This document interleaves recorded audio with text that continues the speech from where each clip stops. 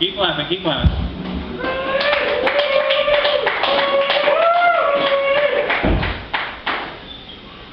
Give it up for, what's her name, Meredith, is that right?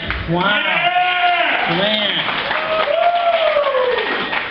I just met this bitch, but she tried to kiss me when I first got in here, kissed me on the cheek. I didn't get this fucking alcohol swab out here real quick. This is some shit right here. I don't know what she's been doing.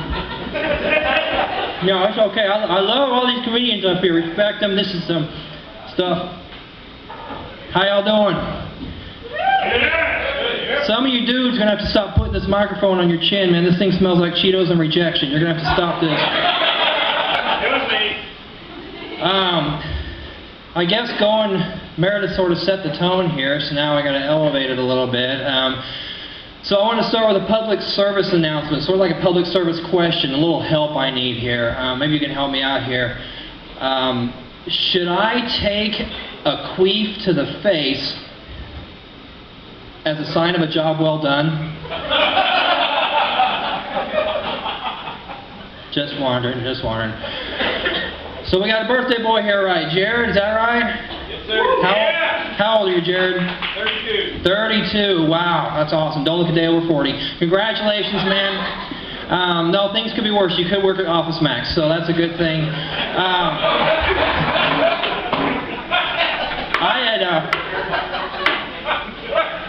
I had actually asked Dane to write something down. I asked Dane to write something down, give me something to go up there and say something positive about the birthday boy here, and Dane told me this: I'm just glad he's finally having sex. With a woman. Very important. Yeah. So, I didn't know if I was going to make it here on time or not. I was trying to get some of that new insurance. What is that called? The Oprah Care? Have you guys tried this? That Obamacare. Yeah. I didn't, see, I got onto the wrong website initially because I started getting followed around by this really old black woman who kept yelling at me, trying to make me drink some soup. It was called Yo Mama Care, and it just really did not work. It wasn't the right shit. But, this Obamacare website just goes down, it goes down some more times than a White House intern. This thing has got problems. There we go. Somebody that paid attention during Clinton. No, I won't knock Clinton. Enough people have, apparently. But Obamacare had me confused at first. I didn't know what it was when I heard Obamacare. I thought that was like a daycare set up by Oprah Winfrey for kids without birth certificates. I didn't know. I didn't know. I thought it was anonymous kids. But speaking of Oprah Winfrey, I'm going to tell you a story now. When I get to it, you guys have your own part. When I tell you the sad part, you're all going to have to go, oh, because we're going to all endear ourselves to Oprah, okay? Oprah was in Europe the other day, and she tried to buy a purse, and they wouldn't sell it to her.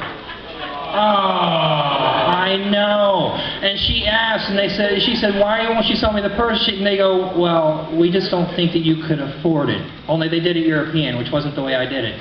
And so she was interviewed about it. She said, it's problems with society that they won't sell it to me because they think I'm black. And the joke that I had was that I think it's funny that Oprah still thinks she's black. But, so let me get rid of this microphone. Let's see if we can move up there a little bit. Alright, did you guys, who likes Metallica here? Yeah, okay. Uh-oh. A little warning next time. Okay, so Metallica recently performed in Antarctica. Did you see this? They're trying to be one of the bands in history to hit all the continents in the world. And I should probably, I forget, this is Oklahoma, so with Oklahoma education, continents are like the big things, like where the country... Continent, is that like Arizona? No, but we're going to get there soon. Metallica performed in Antarctica to be one of the only bands to do so, and it sounded just like always. They get up there, exit light, because it's cold. Okay. But it was a sold-out show. All the 19 people they flew in there, they all went, and so they did their thing, and then they started asking other celebrities, would you like to do the same thing? Would you like to perform in Antarctica? And they asked Kanye West. They said, Kanye West, how would you like to perform there? And Kanye said, as mature as he could say, motherfucker, what do I want to perform with Kanye in Antarctica for? I don't want to perform in front of a bunch of giraffes and zebras. Because he's Kanye West. Wow. Yeah. So, speaking of dumbasses, we got Miley Cyrus was in the news. I don't know if you guys have seen this, like with the tongue and the foam finger and all that. Foam fingers are just flying off the shelves. It's just where they're flying into is the problem. But she apparently, from MTV, she got the Entertainer of the Year award. And see, I'm so old, I remember when entertainers actually fucking entertained. But she also, I remember when MTV stood for music television. But, okay, so no one here has seen MTV apparently. I told you we were going to go back to Arizona, and I watch a lot of news because I'm depressed, and anytime the news starts off with "Today, Congress," if the next part of that sentence doesn't end with "bodies everywhere" or, you know, "rabid leaf weasels," I'm turning it off because it's not going to be something I'm going to benefit from. But did you see the latest laws that have been coming out, like in Arizona? Arizona wants to be known as a non-discrimination state. And Arizona will not discriminate against you if you are non-white. If you're not non-white, they will not discriminate against you if you are not non-gay or if you're not non-Christian. So, they're a non-discrimination state. And I've learned something from Florida. I've learned what the Stand Your Ground law stands for. You're going to get an education now. So we've seen these trials lately, right? George Zimmerman and what's that other guy's name? Michael Jordan Dunn, something like that. What the Stand Your Ground law means that you can shoot at as many young black kids as you want, but you need to kill them or else you're going to go to jail. This is what Florida's taught us, not me. So, we've had a few filthy mouths up here tonight. Hope you guys have enjoyed that. This is what we do to try to offend as many people as possible. Meredith. But, no, I wasn't offended. It was great. You gave my wife some wonderful ideas. I need a Hummer car. But my mom actually asked me one time, she said, why is it that comedians always feel the need to get so dirty when they're on stage? And the only way that I can answer that is by channeling one of my favorite comedians of all time, Mr. Red Fox. Do people know who Mr. Red Fox was? Yeah? Okay, Sanford and Son. Mr. Red Fox can sum up exactly why people cuss on stage, if you don't mind. I say shit and fuck because people do. If you don't fuck, shit. But if you don't shit, fuck.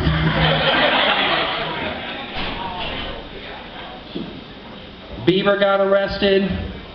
How many people, when you heard that Justin Bieber got arrested, you all started singing with me, baby, baby, baby, put his ass in general population? I shouldn't say his name so much because every time somebody says the word Bieber, an angel slaps a Canadian. So, watch what you say. Bad things happen when you say that word. Are there people here that when you go to your friend's house or to company's house, you like to go through the medicine cabinet? Who else does it? Somebody does it. Somebody goes to the medicine cabinet and looks to see what they're taking. My wife and I were at a dinner party one time and I was tripping balls. I was upset because everybody was conscious and I needed a way to calm down. She said, you need to go find something. Go take something to calm your ass down. And so I went looking. I went digging. I didn't turn the light off because I didn't want people to know what was going on. But let me tell you, it was during the pool party 30 minutes later that I learned that the words Valium and Viagra look strangely alike in the dark.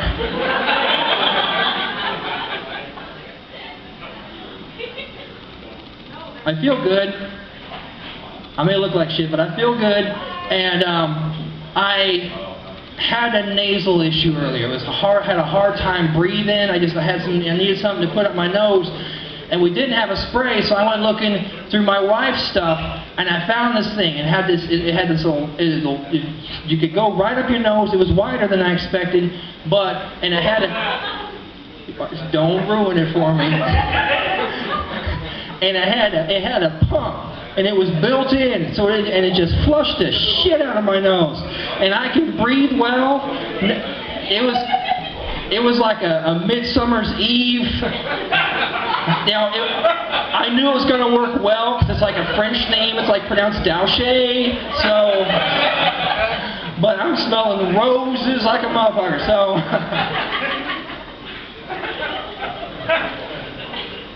I think there needs to be a support group set up for men whose women are on the period. I think there needs to be a support group for us to go, call it the Blood Brothers, and we can just kind of, we can hang out together, where they set up the Red Fund. Rosetta Stone will come out with a way for you to talk to them motherfuckers when they're on it. So, I do have a son. They let me breed. And, one that I know of, the test hasn't come back on the others, but I have a son, and he, when he was born, it was kind of, you know how they say that childbirth is magical? The people that have not gone through childbirth say it's magical. And when my son was born, it was a terrifying experience. It's the best way I could describe it. There was a lot of screaming and yelling and cursing and no, I'm sorry, that was the conception. The birth. The birth though was crazy. Our midwife was the birth coach was running late, in traffic. And, she called us up and said I can't be there. She was apparently having a midwife crisis. I don't know what was happening there. But my wife at the time, she got mad at me because I was sending out invitations to a party we were having when my son was born. And she got mad at my wording on the invitation because I was asking everybody to come to the after-birth party, and that was apparently not the way you're supposed to phrase that. To come to the after-birth, okay. So, but my son, he sees my videos on YouTube, and that's usually not a good thing. But he came up to me, he said, "Dad, I was watching some of your videos, and I noticed on a couple of them you actually talked about a woman's china." And I said, "Well, let me stop you right there, son." He goes, "No, I understand, because you see, my mom has china too. Only she brings it out when there's guests over for dinner." And I said, "Yeah, that sounds about right." And he said, "But Dad, one thing I've noticed about my mom is that she doesn't take very good care of her china." Son, that would be one of the reasons why your mom and I didn't work out so well. And then the last thing he said is, "But Dad, I also noticed that she doesn't use her china very often." Son, that would be the other reason why your mom and I don't work out so well.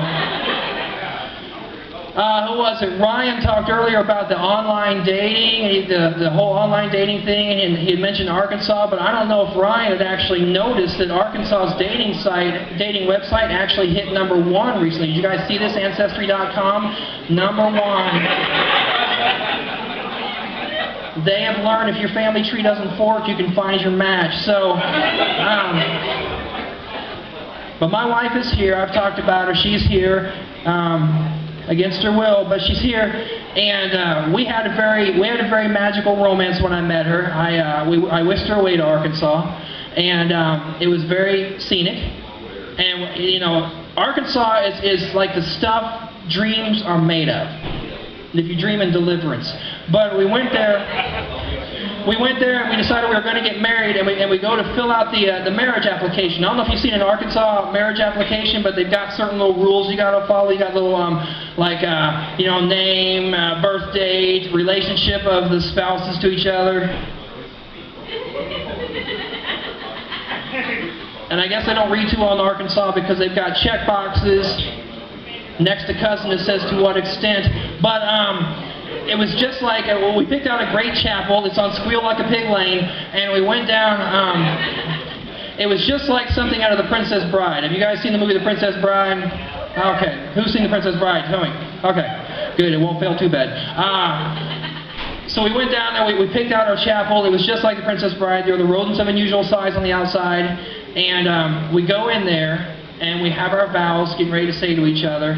And I have mine. I pull out mine. In fact, I got them. Let me see this. And I said, "Michelle, you're my muse. You're my flame. You mean everything to me. I can't wait to spend the rest of our lives together." I'm glad we're taking this journey together. And then she gets out her vows that she wrote. She says, Matt, I lost a bet. Let's get this shit over with. So then the preacher comes out, he opens up the good book, and he looks down and he goes, marriage. Marriage is what brings us together today. And I swear in the back there's this little guy going, inconceivable. And I don't know how he knew that my wife can't have kids. That's amazing.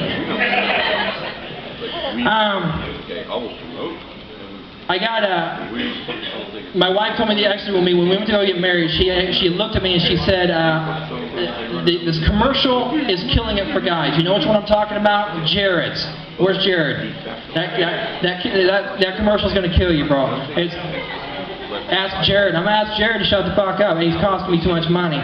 But my wife saw the commercial. She goes, let's go to Jared's. I want you to get me a ring from Jared. And I looked around forever, but let me tell you, I finally, after looking about 4 or 5 different stores, I finally found a Walmart that had a Jared working at the jewelry store. Sold me some good shit, so we got that covered. I asked Jared and he took care of it. Yeah, I did the douche spray already, that was cool. I like to go into Best Buy wearing a blue shirt and khaki pants. I like to go, I mean it's not as fun as Office Max, but I will walk around Best Buy in a blue shirt and khaki pants, and I will wait for someone to come up to me and say, can you help me find such and such? And I'll say, sure. And we'll go walking around for a little while, and then I'll stop, and I'll see him behind me, and then I'll start walking in a little bit faster, trying to get away from him.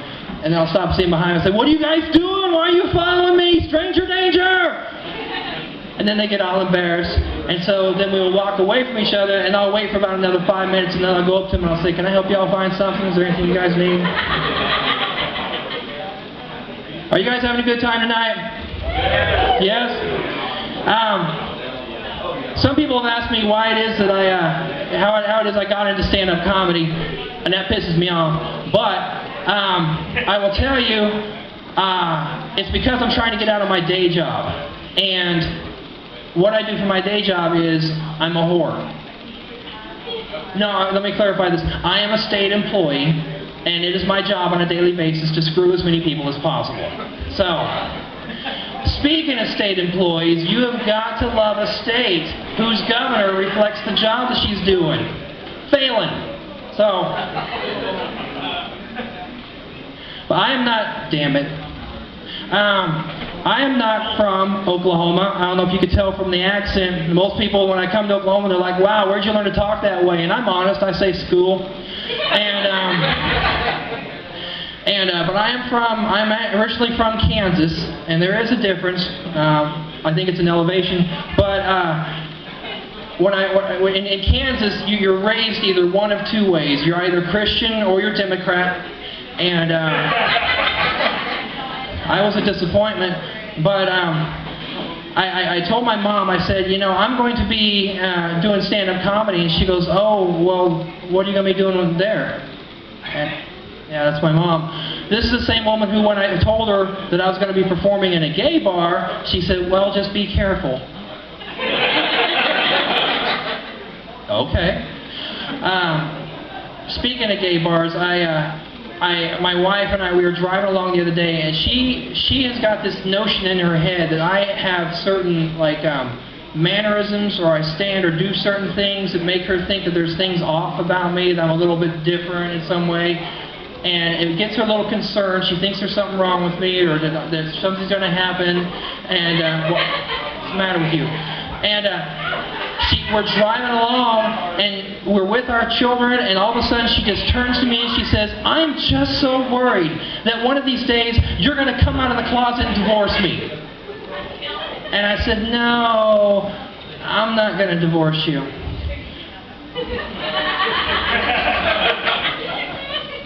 But when I did tell her that, hey, I'm supposed to be performing at a gay bar coming up soon, she said, wow, that's going to be great for you. You're going to fit in wonderfully there. And I said, I don't know what she was talking about. The bitch knows I don't drink. All right, well, everybody, I've been Matt Sproul. Thank you very much.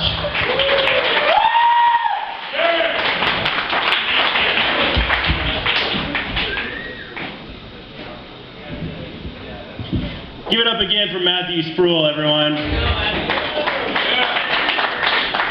So I want to thank you guys again for coming out this evening. We love this venue as comics. You guys come out.